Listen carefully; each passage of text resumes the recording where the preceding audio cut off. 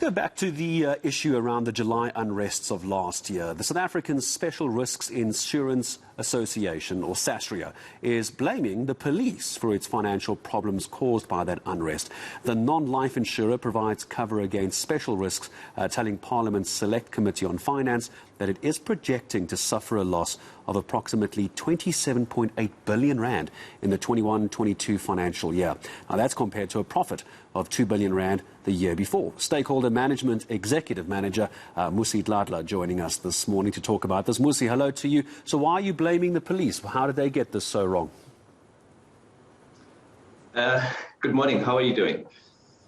I'm good. Go ahead. Why are the police being blamed for this? Okay.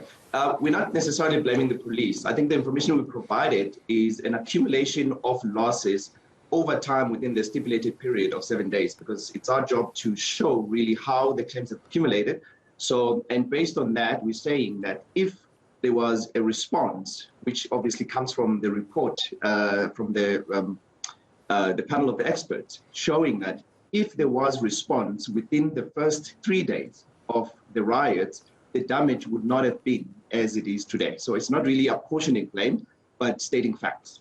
And while we're stating facts, if they were able to get it done within the first 3 days, which is, I think, what many people would have expected, your facts support that as well, how much less of a financial knock would SASRIA have taken? Have you worked that out? Yeah, we have worked that out. So if the response was within that period and there was no additional consequential damage, the loss quantum would have been around 12 billion, plus minus, give or take. A little bit more, a little bit less, but it would have been around that. And it would have obviously been within our risk-bearing capacity for us in order to be able to handle those claims without necessarily having to raise alarms like it has right now. So when these meetings were had and these discussions are being held, what do you tell the police? You're saying you're not squaring the blame purely on SAPS, but who else would you blame for not bringing it under control? I think the main reason why we exist from the first place is to carry out unrest-related claims.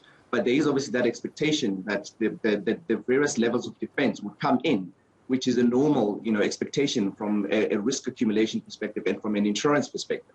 So we are saying that those ones that have not really responded that the way they were supposed to respond, then in that essence, they obviously led to the accumulation of risk, which led to the amounts that we actually need to pay.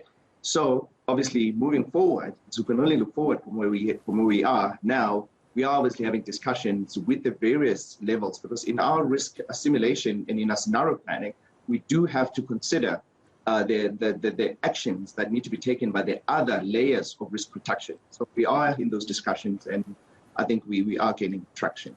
When you talk about scenario planning, as SASRIA, do you suspect we could experience something like this to this level of rioting in our country again? Tell me about your scenario planning. Well, it can only be speculation in respect of whether it could reach the scale. So in terms of scenario plans, we do expect, obviously, because we are in the risk of, in the play of playing risk. So we are ensuring, and it is our job to do that. So there will be unrest and there will be protests, and some of them will escalate. So when they do escalate, I think the only concern that we do have right now in our scenario plans is that some of the criteria that we include in our scenarios, if they were to fail, I think that's where we are now trying to find ways of making provision for that, because there was no provision in the past, which is why then we were caught in the situation that we are in. So those are the things that we're trying to patch up so that we are in a position where our scenario plans are actually really future ready.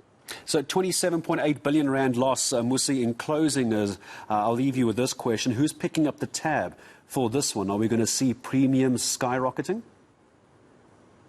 Let me just give you perspective on that, because it might be misunderstood. July unrest last year, the 37 billion that is sitting on a balance sheet as a liability is actually what led to the loss that you're seeing of 27 billion. Treasury has already provided us with capital in order to put the company in the position where it is solvent first. It is liquid in terms of paying claims now and future claims. So this is not to say that it's a new figure that is now affecting us for the future. a figure that's already calculated into our financials. So we're just showing it now because we have to show it what the impact of it actually is after the capital, after reinsurance, and after everything else that we've done to mitigate against the risk. Not sure I understand. Let me try again. So are premiums going up? Yes or no? Premiums have already gone up, and we're not planning on another premium increase. I think we did say last year what the premium increase is. First one on the commercial type of property, on heavy motor vehicles and light delivery vehicles, goods in transit as well. So everything that was affected largely accumulated from before, obviously, and as a result of last year. So that has already been done. So we're not planning on doing another premium increase. I appreciate your time. Sasria Stakeholder Management Executive Manager Muzi Dladla joining us off the back of Sasria and their reaction to the July unrest of last year.